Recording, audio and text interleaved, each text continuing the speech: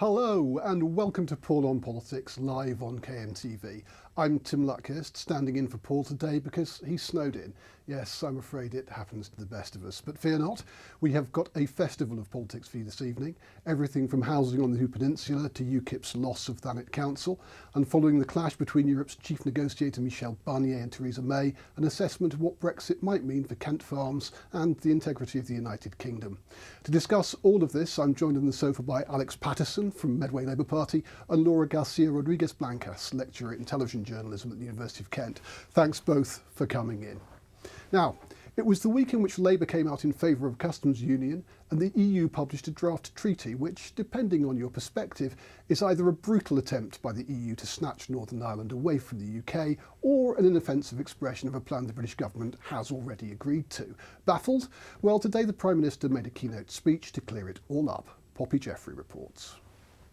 The political game of Brexit chess continues. Whether the UK remains in the customs union, a customs union, or a new arrangement, every party involved has revealed their cards this week. On Monday, the Labour leader Jeremy Corbyn set out his party's position, saying that, if in government, they would bring back a permanent customs union after Brexit, and that his government would try and keep the benefits of being in the single market. He also highlighted the need to avoid a hard border in Northern Ireland, in what some would say is an attempt to woo Tory rebels and defeat the Prime Minister on her Brexit strategy. We've long argued that a customs union is a viable option for the final deal. So Labour would seek to negotiate a new, comprehensive UK-EU customs union to ensure there are no tariffs with Europe and to help avoid any need whatsoever for a hard border in Northern Ireland. Labour would not countenance a deal that left Britain as a passive recipient of rules decided elsewhere by others that would mean ending up as a mere rule taker. Midweek, we finally got a first look at the EU's take on Brexit. After months of talking, we now know that the EU's main concern is Northern Ireland, the rights of EU citizens, and what some are calling a punishment clause that could suspend certain benefits of the UK during a transition period. To close the week, the Prime Minister herself set out what she believes is the plan for the UK as it leaves the European Union, by reminding people that we are leaving the single market and life is going to be different. So these are the 5 tests for the deal that we will negotiate. Implementing the decision of the British people, reaching an enduring solution, protecting our security and prosperity, delivering an outcome that is consistent with the kind of country we want to be, and bringing our country together, strengthening the precious union of all our people. But aside of every party's perspective, how are the negotiations balancing out? We asked Professor Fergal Cochrane from the University of Kent to give us his perspective. What it looks to me, though, is what's going on is that the EU and Dublin are very much on the same page and have been for a long time. I think the UK have got a lot of internal issues within the government. So it's been very difficult for them to map out a coherent plan that they're actually after. But also, of course, since the election, they have to try and manage not only the constituency in the Conservative Party, but the relationship with the DUP. And the relationship with Dublin. So Dublin and the DUP want opposite things. Dublin wants no border. The DUP wants to leave the EU along with the rest of the UK. So there needs to be a third option there. So, Alex, the Prime Minister admitted at the Mansion House today that life's going to be different after Brexit. How different do you think it's going to be? Well, it's a statement of the obvious to say that it's going to be different. We're leaving the EU and it's taken 21 months to get to that incredible moment of realisation for the Prime Minister. But while people did vote for Brexit, I don't think any of them voted to be poorer. I don't think any of them voted to have fewer conditions at work.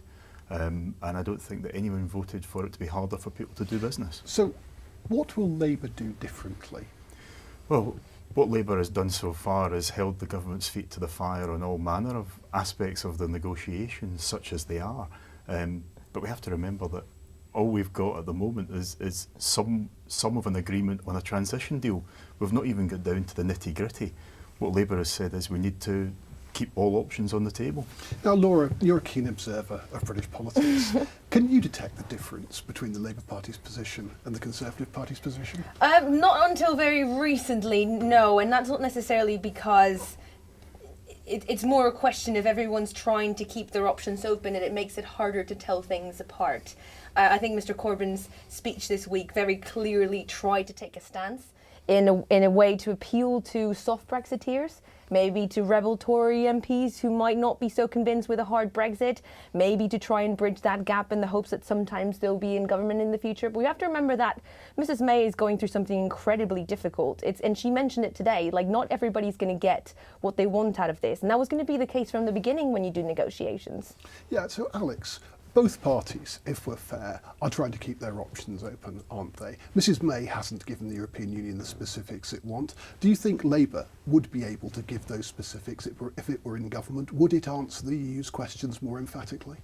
I think that if the Labour Party were conducting these negotiations, they'd be doing a far better job of it. You know, you only have to look at Labour Party's roots in the trade union movement to know that we have people in our party who know how to negotiate a good deal.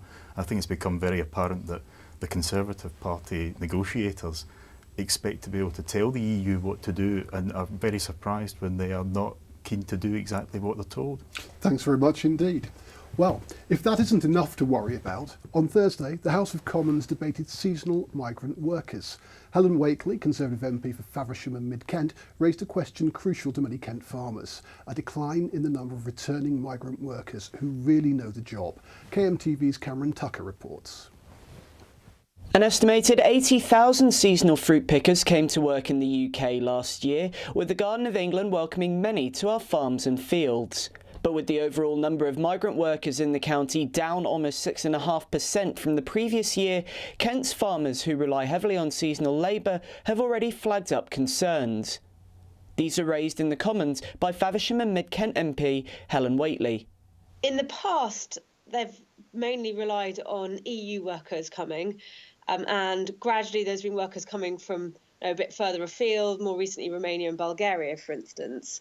But over the last few years, as people from those countries have more options for what sectors they can go and work in, they've become less interested in working in the fruit farming. It's really hard, very manual labour. So when there are other options, you can understand workers will consider other jobs. And so this is a problem across the whole of Europe. Our fruit farmers are asking, can't we be like those other EU countries? Can't we please recruit from beyond the EU too? Less labour has led to less produce, with more fruit and vegetable imports pushing up prices. For fruit, this was 7.2% compared to overall inflation of 2.7%. It's part of wider questions for the agriculture industry. For the farmers in Kent, last year, the majority of the crop was harvested, but because of the shortage of labour, there were some bits of the crop which couldn't be harvested. The way it's affecting farmers looking forwards is, well, they're worried about whether they'll be able to harvest everything this year. There are some of the other jobs that are kind of slightly less essential but do need to be done that don't get done. Mrs Whately is hoping the government can introduce a pickers visa scheme to ensure our fruit and vegetables can make it from the pip to the plate. Cameron Tucker for KMTV. So, Laura, does Britain face an acute labour shortage, and if so, will it only be farmers who'll be hit? I don't think so, and I think this is a more complex issue than it seems in the forefront. Sometimes people think very easily, oh, it's fine, if we can't fulfil our labour requirements from the EU, we'll just look elsewhere. But that's someone who hasn't actually looked at how intricate and complex the immigration laws are for people who come and work from outside the EU. It is months and months of process, legal fees on both sides with the employer and the employee. So it's not that quick of a fix, and it's going to affect lots of different industries, not just farming. Alex, this is a difficult one for Labour, isn't it? Some of your voters are worried about immigration. Others in the trade union movement are very keen to keep open borders. How do you resolve that problem? Well, I think this is an example of why we shouldn't allow the tail to wag the dog on our immigration policy. So what you have is Theresa May still clinging to the net migration targets based on fantasy rather than actually looking at the needs of industry first. So for the Labour Party, it would be a case of looking at the needs of industry as the starting point and then developing our immigration targets from there. Thank you very much. Well, given their stance on immigration, this is a topic about which KMTV would like to speak to UKIP, but finding a UKIP representative is becoming harder. This week, the party surrendered control of its only local authority when an emergency meeting in the council chamber in Margate elected Conservative Bob Brayford to replace UKIP's Chris Wells as council leader. It happened because Thanet's 25 UKIP councillors have split into two warring factions. Well, Laura, does UKIP have a future? Oh, that's a tough question, because I think we need to look at UKIP as the party and UKIP as the sentiment that brought them into power as two completely separate things. Even though the party is in disarray and they're struggling to find a leader of the party, a leader of their councils, I think the sentiment that brought them there is still very much there, and that's what other parties need to tend to. Do you agree with that, Alex? Is the sentiment still there for UKIP, or are they finished? I think they're finished, because I think that, you know, in terms of the protest vote sentiment, which perhaps led to their bubble of success, that's been well and truly bust now. And you know what we're finding when we knock doors across Medway is that Labour voters who perhaps had drifted away to UKIP as a protest are coming home to Labour. Interesting. Well, we'll be back after the break to discuss snow and controversial plans for new housing on the Hoo Peninsula. Don't go away.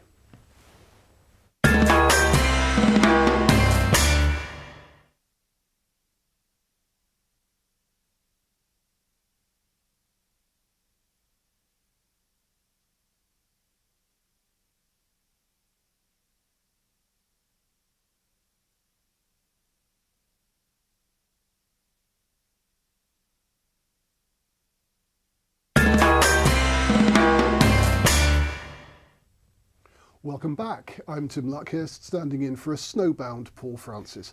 On the sofa with me tonight are Alex Patterson from Medway Labour Party and Laura Garcia Rodriguez Blancas from the University of Kent. There's been rather a lot of snow about this week, if you haven't noticed, and more is falling as we speak. It's hardly normal for the first days of spring, and the combination of heavy snowfall and exceptionally low temperatures has made life difficult throughout Kent and Medway. This from the supremely versatile Poppy Jeffrey. For motorists travelling on Kent's roads today, it was a day of chaos as freezing rain caused treacherous conditions. Behind me is the approach to the Medway Tunnel. As you can see, a 30-mile-per-hour temporary speed limit is in place today, and that has needed to be put in place because freezing rain has caused ice to form on roads, and many more accidents than people expected have happened today. Kent Police have more than double the usual amount of collisions reported to them, with more than 150 reported by midday. The M20 was closed after a number of crashes today too, with these dramatic pictures from the scene. Kent's gritting teams have been working around the clock this week. It's been extremely busy, as I'm sure everyone will realise. We've had our gritters out virtually every day, well, every day and night. We've got ploughs on, so we're ploughing snow away. We have had problems with drifting snow overnight and yesterday during the day, so we've been paying attention particularly to those areas. The rain's been very difficult. Some of it's freezing rain, which we're experiencing now. It's hitting very cold road surface temperatures and causing ice. So there have been a number of incidents across the network this morning, including on the motorway network. We've used somewhere in the region of 4,000 to 5,000 tonnes of salt already this week. Meanwhile, South Eastern has warned people not to travel on its railways as freezing rain and ice forming on conductor rails cause trains in East Kent to be completely suspended. The advice is not to travel tonight if you can avoid it. But what should you do if you have to get on the roads? Well, obviously it's chaotic at the moment. There's lots of issues with the motorways being shut, etc. And some of the smaller roads, of course, suffering similar problems. As far as we know, the severity of the incidents haven't been huge, so that's one blessing, I guess. And that's usually because the speed that people drive around at in this weather is usually a bit lower than they would do normally. However, it's likely their speed is still wrong, though, because clearly they're coming a cropper, you know, they're struggling with the conditions, etc. So I would urge everyone to be as measured and as planned as possible in the way they travel around. Particularly avoid harsh actions like harsh braking, harsh acceleration, harsh steering, etc. Well, we encourage drivers in all situations, even good weather, perfect weather, you know, to be planned about their driving. Don't leave things till the last minute. Anticipate the potential problems. And of course, when the road conditions are so much more difficult as they are today with ice and snow around, then that planning is even more important. You need to be planning much further ahead. It can take you up to 10 times longer to stop on snow and ice, so you need to be making sure you're doing things 10 times sooner than you would do normally. It's the way that we use the roads as much as the equipment we use. So it's really important that, you know, people drive to a very sensible speed, they avoid those harsh actions, brake much earlier than you would do normally, don't brake harshly, so it gives you more time to sort of, you know, use the brakes in a more gentle manner. With another weather warning in place for ice tomorrow, it seems we'll have to wait until next week for things to begin to return to usual across the county.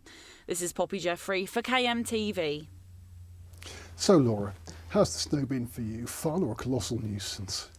I'm from Mexico, so this is only my second time seeing proper snow in my adult life. So for me, it's very much still very magical and not a logistical problem. I understand how it can be and how it is, and I see it now that I have to. Magical realism, that's a great well, it's a very Latin Mexican American film, thing to do, yeah. So a magical realist approach to snow? Yeah, well, I've spent my days basically stepping into giant banks of snow and remembering that actually snow is water and then you get wet when you play with it. But I can understand the consequences and the impact that it'll have to businesses and schools and how the different institutions in this country are not really ready for snow, which I find surprising because all the films that we watch over there when we see London in Christmas, it's lovely and nice and white and snowy, and the reality of it is a little bit different. Yes, it's cold. Alex, what's it like for you? Do you see this from a political perspective or from a personal perspective? Well, from a personal perspective, my kids are just delighted to be on their fourth snow day, although it's a bit different from when I was a kid and we had snow days, because now teachers can get at their pupils via email. Yeah, so yeah. It's not quite the frivolous holiday that it was back in the day. And what about politically? Do you think that the snow has been well handled here in Kent? I think that, you know, we should pay tribute to certainly in Medway all the council staff who have battled through the weather to deliver services to vulnerable people. It's exceptional, the dedication that they show. I think from a political perspective, particularly showing that dedication while being rewarded so poorly for their efforts. And do they handle it better in Scotland? I think that there's probably more gritters per head of population in Scotland, but then that's to be expected. Laura, there are lots of international students at the University of Kent, yep. And some in the department in which you teach are from Scandinavia. Do they think that we're ridiculously fussy about this? Well, they have been the ones who've been showing up every day promptly for class and completely surprised that we've cancelled all operations because they exist in countries where this is just their reality for a couple of months. And the same for some of the students that we've got from the US who come from the northern states where snow is just a thing that you do. But again, that atmosphere kind of helps for everybody to bond, and you bond over snow and you bond over not being in school, and it has its silver linings. Yeah, Alex, do you think we make too much of a fuss? Is there too much of a health and safety culture in our treatment of snow, or are we just being judicious and sensible? I think when you look at just how treacherous it is out there, I mean, I've changed into my less sensible shoes now, but you know, I definitely had my snowshoes on earlier, and so I don't think these conditions are to be taken lightly. They're dangerous as a pedestrian and as a driver. We've got to be careful. Now, Medway Council have identified housing as a top priority. 30,000 new homes will be required in the area by 2035, and one proposal involves turning Housant Werborough, a small village on the Hoo Peninsula, into a rural town. This report from Louisa Britton. Almost 30,000 homes are expected to be needed in the Medway area over the coming years. These extra houses are the subject of the council's local plan, which details the area's development needs up to the year 2035.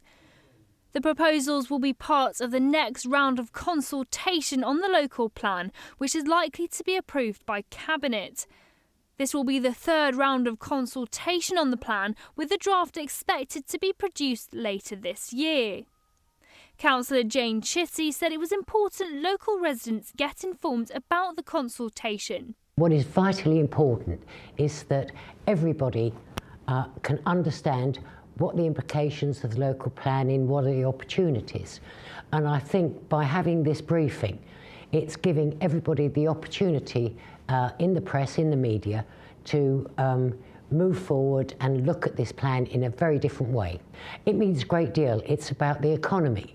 It is about regeneration.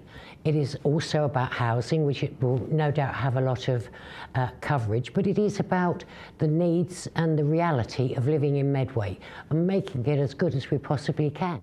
It comes after the development at Rochester Riverside got underway last week, which will deliver 1,400 homes as well as commercial space on the banks of the River Medway. But the council say the local plan is not just about housing, but also about wider infrastructure needed in the area, including schools, doctors and roads. Well, what it's dependent on is the infrastructure, providing not only road infrastructure, but also what affects people's lives. Doctors, shops, employment, all of the things that creates a community, and not just have housing as the be-all and the end-all. So it is very, very important. It comes after the government told the council last year they'll need to build 37,000 houses to accommodate population growth in the area and make up for a shortage of affordable homes.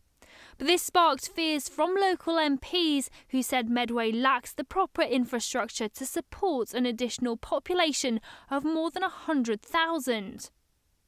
Now a bid for government infrastructure funding has been made for £170 million to help the council meet its needs. If approved, this latest consultation phase will run from March to May this year. This is Louisa Britton for KMTV. So Alex, building houses is a big enough challenge, but what about the infrastructure to support that additional population in Medway? Is that going to be realisable? Well, I think on the strength of the infrastructure that's in place for the existing residents, then probably not. I mean, it's something that we have to aim for, but when you have a situation in Rochester where people are waiting 7 weeks for a routine doctor's appointment, then that suggests that we haven't got our house in order yet, and we need more surgeries, more schools, more hospitals. Laura, you've lived here for a while now. What do you think of services in the Medway towns? My view is very similar to Alex's. I think it's coming to a point where the institutions and the services that are there were planned for a much smaller population. They've had to adapt to a growing number of people. And we can see this reflected in the letter that 3 Medway MPs sent to Sajid Javid in October last year, just saying we have no problem with the housing targets, but we need help to be able to accommodate them if this is actually going to happen. So a real infrastructure crisis? Well, a real housing crisis, and we need to build the houses, but there's no point building them if there are no facilities for people to use. And depends on what right kind of housing is affordable housing versus just housing, and to make sure that it fits the population's needs. So in fact, should Medway not be as big as it is? I don't think it is as big as it is, and it's going to just keep growing because of how close it is to London, and that's its great plus, and it's cross to bear. Well, that's all we have time for. Please join Paul again next week to mark International Women's Week with his guests Helen Grant, Conservative MP for Maidstone, Medway Labour's Nilsha Khan, and Anna Firth, the Conservative councillor in Sevenoaks. But don't go away. KentOnline is on after the break with all the latest news from across the county.